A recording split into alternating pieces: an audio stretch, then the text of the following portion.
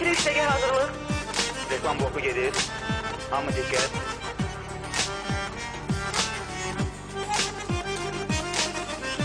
Üç, iki, bir, efir. Akşamınız xeyir olsun əziz tamaşaçılar. Kanal 7'de sizinle Məryəm Fərid Ağayev. Deyirdin baharda görüşerik biz. Bahar geldi geçti, sen gelmez oldun. Deyirdin baharda görüşerik biz. Bahar geldi geçti, sen gelmez oldun. Daşlara mı değdi sındı ahdimiz, aylar iller geçti, sen gelmez oldun. Sen gelmez oldun, sen gelmez oldun, sen gelmez oldun.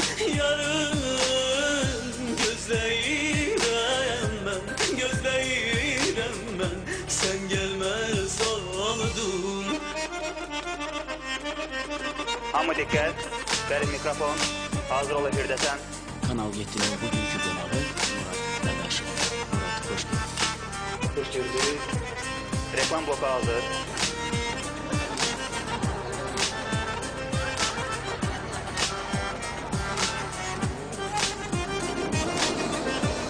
Tanınmış teleaparatçı Fərid Ağayev ve popüler müğənni Təhnə bugün nişanları haqqında elan etdilər. Deyirdin kapına konaram kuştek. Kuşlar ceh vurdu, sen gelmez oldun. Deyirdin kapına konaram kuştek.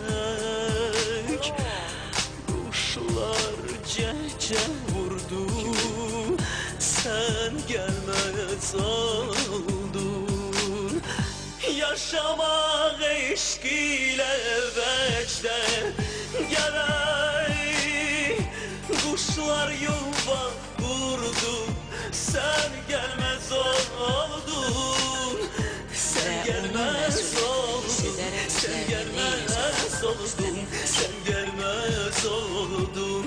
Yarın gözleyirem ben, gözleyirem ben, sen gelmez oldun.